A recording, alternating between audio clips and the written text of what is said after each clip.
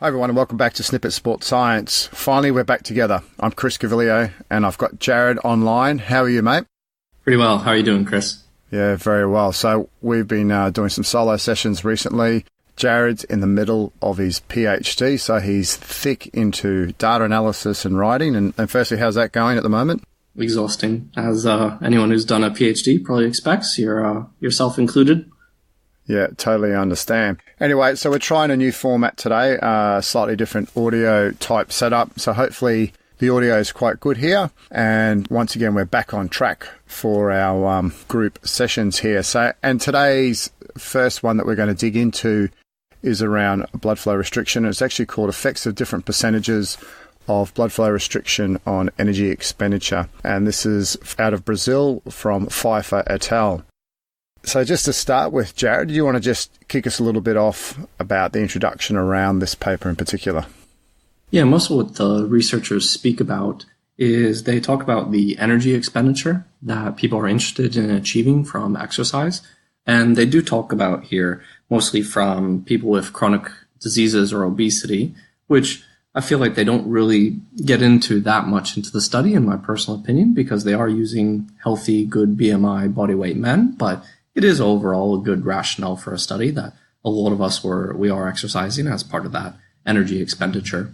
And they go on to further explain that a lot of these people who would be interested in energy expenditure from exercise, a lot of them aren't able to participate in the high intensity exercise that most people would do for energy expenditure. And so if we can find a way where there's a low intensity exercise with applying additional stimulus, such as from blood flow restriction, then that might be a beneficial alternative for them.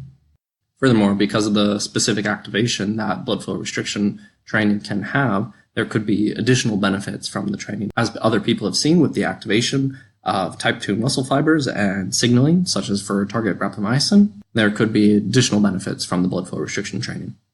Yeah, and look, potentially there also that if they did use obese participants in the study, they have actually may have been precluded from the study due to contraindications around it. Right, exactly. Whenever you try and first look into studies for things like this, you do need to start with a healthy population before you're then able to see if it's safe and effective for a less healthy population.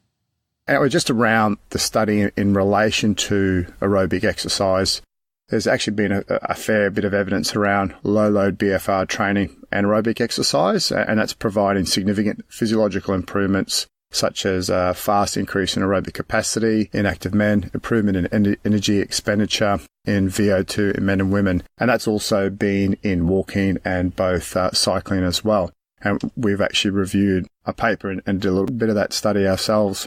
And although quite tough at the time, it was quite a good little cycle session, wasn't it? Yeah, definitely. And that's another thing that probably their second biggest outcome measure they get into here is that subjective perceived discomfort. So a lot of people have previously looked at subjective ratings of subjective perceived exertion. A lot of what other people have looked at are those subjective ratings of exertion, but we know it's a little bit different with the blood flow restriction, that all the time you don't feel exactly exerted. It doesn't exactly feel like a lot of effort because you're not always moving a lot of load at those low intensity blood flow restriction training, but there is a different characteristic to it that I know other people have tried to look at with ratings of pain or the burn sensation, but what these researchers have done is they've just looked at it as a rating of perceived discomfort. Actually, one little point on that here. I think I read in the paper, they start off with the acronym PSD, perceived subjective discomfort, and then they changed it to SPD. So these are Brazilian researchers, right? And obviously their English is excellent. They're publishing in the International Journal of Sports Medicine. Obviously their English is good, but when people who are English second language are writing something, sometimes there's some interesting little English bits. Like the first one I saw was instead of hypertrophy, they just call it trophy. For growth instead of hypertrophy. It's amazing that they've changed the acronym halfway through the study, but it's actually got through the review process. Anyway, so that's a really nice introduction to the idea behind this study in respect to the experimental approach to the problem. What they did here is each of the subjects performed 4 experimental conditions without BFR and at 50, 80, and 100% of BFR according to the pressures that were calculated over 4 sessions with 1 week of rest between each session. The subjects, they chose 24 young, healthy men, as Jared said earlier. Perhaps the one thing that they had to do to ensure that they had no contraindications around the subjects that they had in the study. For the measurement of the BFR in the lower limb, the subjects initially rested for 10 minutes in the dorsal decubitus position on a stretcher, and then the cuffs were placed on the most proximal parts of the right and left thighs. Now, this position here is they're basically laying down. I actually tried to Google it, and I still couldn't find it. Do you know what that position actually is? It's just supine. It's just supine. That's another one of the strange little English things. I don't know why they've written a dorsal decubitus there, but yeah, it's supine. So they've got them lying on their backs the way that you and I would have them. Yeah. The cuffs that they used were 18 centimeters wide, so perhaps a little bit wider than we're normally used. So the ones that we traditionally use would be probably about 10 centimeters wide. And they're manually inflated until the blood flow was completely restricted. So complete arterial occlusion. From this point here, they could obviously then calculate the different percentage pressures according to no occlusion, 50, 80, and then 100% of the BFR. With respect to the treadmill test, what they did here is they obtained a maximum velocity in order to subsequently establish the subject's 40% of maximum aerobic velocity. This value was established because a pre-study provided evidence that above the 40%, the subjects began to run. So they obviously chose that as the cutoff point. In the test, what happened here is the subjects started walking at 3 kilometers an hour with the treadmill at 1% incline. After each minute, the speed was increased by 1 kilometer per hour until the subject reached the point of total exhaustion. The point of total exhaustion was considered to be the volatile fatigue of each subject. And there, I think they mean volitional fatigue as well. That was another one that jumped out at me a little bit. Volatile? I don't think that's quite right. I think they mean volitional. That's a good point as well. Volatile, that's quite a strong word. And so just looking at the characteristics of the participants from the testing that Chris just went through, we can see that on average, these were young men. They were about 24 years old with a body mass index of about 25. So certainly not obese. And then when I saw their maximum speed here in kilometers per hour of just 14.2 kilometers per hour, I thought that that was a bit slow, to be honest, as a maximum speed. But of course, they mean the maximum speed within the Pareto protocol that Chris just went through. So it was the maximum speed at the end of, it was about a 14-minute test, I believe, on average, most of them got through. So it was the fastest they were going after about 14 minutes of testing for that maximum speed. The other point there was just the BFR pressures, the total on the left and the right. And that was around 135 mils of mercury, a little bit more on the left than the right.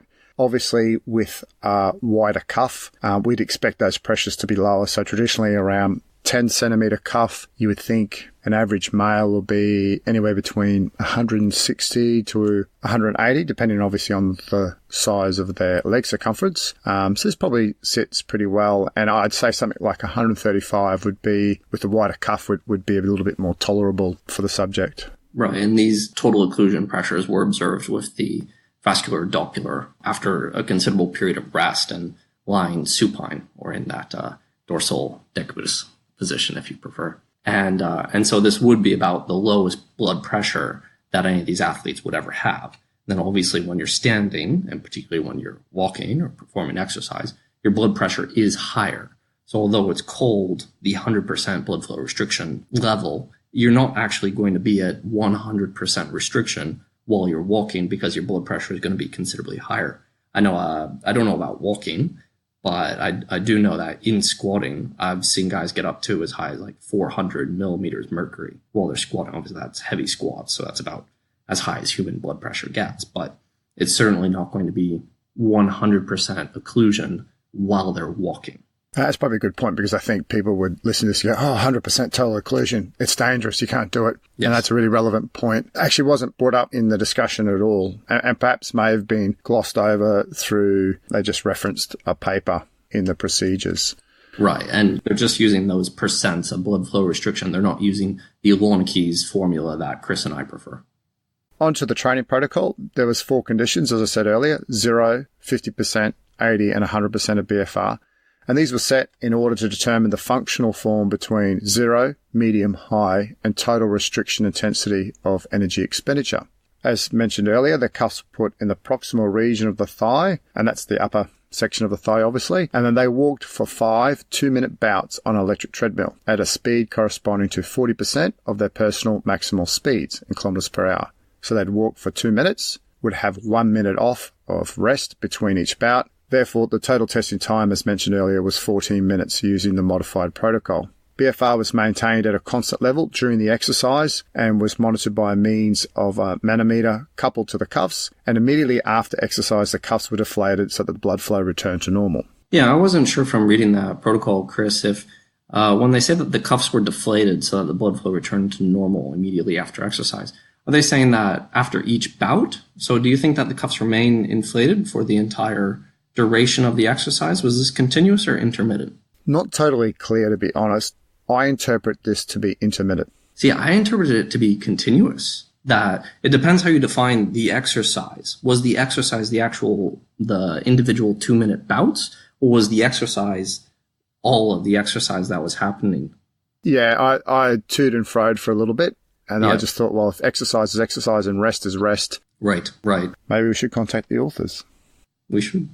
The energy expenditure, this was measured by kilocalories and was consumed during the 14 minutes of exercise, and this was used using a gas analyzer. It was placed on the subjects as recommended by the device manual. It was a COSMED, and it was indicated the consumption of VO2 litres per minute. The perceptions of discomfort. So at the end of each training session, immediately after removal of the mask for the gas analyzer, the subjects were asked to assess the experienced discomfort during the exercise using a verbal rating scale adapted to this study. And they used the following values: 7, very, very light; 9, very light; 11, reasonably light; 13, a little heavy; 15, heavy; 17, very heavy; and 19, very, very heavy. So here, a scale of between 7 and 19. And that was really the bulk of the study. Cuffs on the treadmill, 2 minutes on, 1 minute off, making sure that they're collecting their energy expenditure during it using a gas analyzer, and at the end of it, getting those perceptions of discomfort from the session of the BFR. Right. And then pretty straightforward statistical analysis, because they've got a multi-condition study here. So they did repeat measures analysis of variance with the appropriate normality and sphericity test before, then followed up with post-hoc pairwise comparisons, and finally getting some eta-squared effect sizes so that we can look at some of the size of the differences between the different levels of blood flow restriction.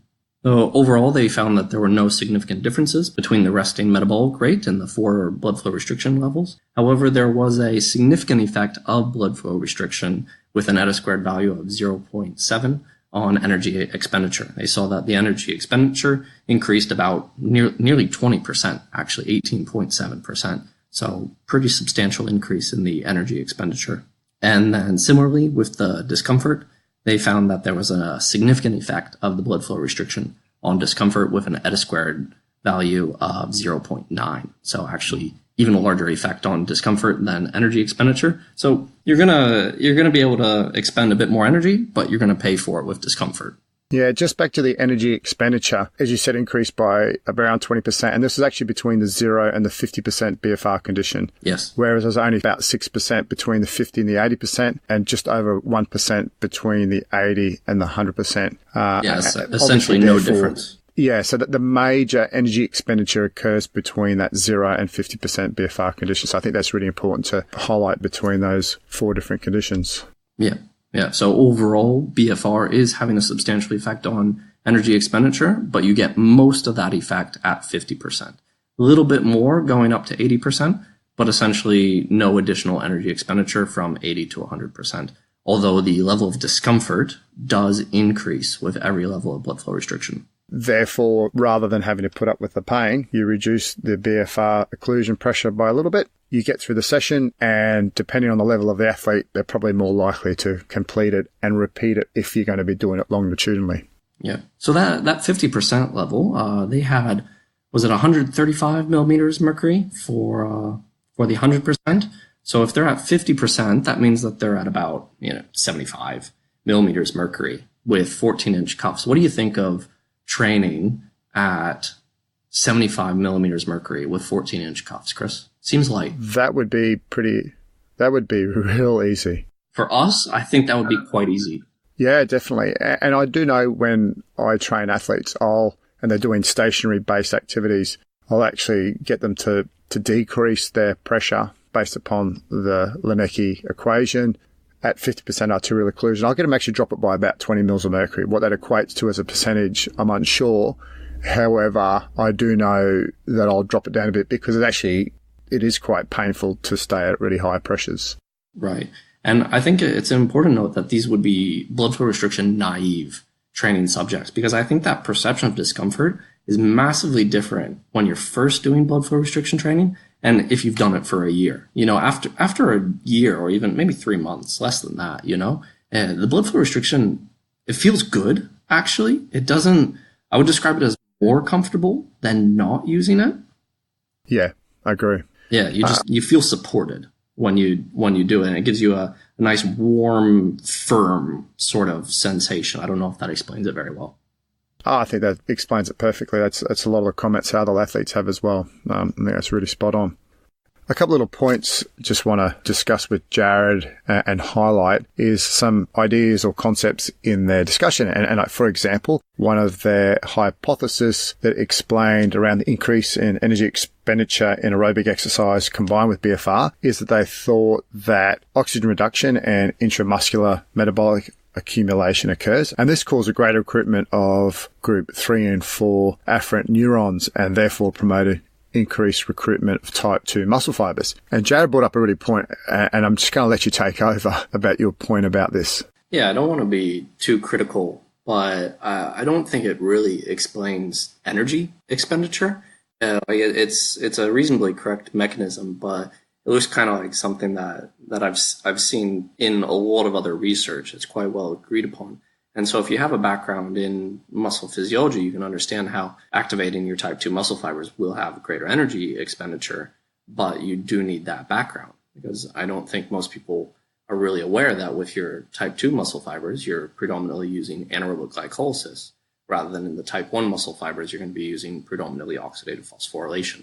And your anaerobic glycolysis is much less efficient than oxidative phosphorylation. And so it's going to be using a lot more energy to be doing that. And it sounds like a bad thing, but if you think about it a bit, you're essentially getting free exercise by doing that. So you're doing essentially the same work, very near level of exertion, maybe a bit more discomfort for BFR naive participants. But at the end of the day, you're doing basically the same movements over the same period of time and being able to have more energy expenditure for it. And then similarly, discussing the type 3 and 4 afferent neurons, they do have later in their discussion that the increase in discomfort could be explained by the increase in blood lactate and accumulation of intramuscular metabolites, which is all well, fair and good, but I'm actually not sure if lactate activates type 3 and 4 afferent neurons, so which would be causing pain and discomfort. So the type 3 and 4 afferents do have free nerve endings, so they pretty much respond to just about anything. Almost, there's tons of chemical signals that do activate your type 3 and 4 afferents, so it's possible that lactate is doing that. But I would think it would be much more apparent that the concentration of hydrogen ions would be one of the things most responsible for that feeling of discomfort. I believe that's largely responsible for the sensation of the burn that you particularly get from, any heavy exercise, but particularly blood flow restriction training. It has a very strong particular burn sensation to it. And I think that would primarily be to the accumulation of hydrogen ions, a more acidic environment. Totally agree there. And as we spoke a little bit offline, it's kind of like they've just taken a couple of good sentences, whacked it in the paper there, and used that as one of their hypotheses, which they didn't actually measure anything to back that up or to support that. And just thinking about, as you're talking about, some of this stuff could have been really easy to measure and would have been interesting to add into the paper as well. That's my 2 cents worth. However, irrespective of that, I think what the outcome here is that, or what I like about it is that when you start looking at pressures for aerobic or longer duration aerobic work, do we need to be going to those higher pressures? And I think that's a continual conversation around the use of BFR. How much do we truly need? and potentially in the case of energy expenditure and what we're trying to get out in those type of sessions, that you can actually lower the pressure, especially in a training group that may not be well versed in the world of BFR. Your thoughts there, Jared? Well, yeah, I completely agree with that. I do think that overall this is an excellent, exceptional study. I do think it is very well done. Having the 24 participants doing 4 different conditions, fairly demanding, 5 weeks doing this study with the pre-testing originally and all of that, it was quite a bit of work that they did go to. I mean, always we want to see more measures, right? But at the end of the day, I would consider this a very good study, and they've made an excellent contribution. Yeah, I agree. Thanks for your time, Jared. Really appreciate it. Thank you. Good to have you back. And thanks, listeners, for joining us. And also, once again, thanks to eliteform.com. Appreciate your time. Visit our socials and Snippit Science, and we'll catch you next week.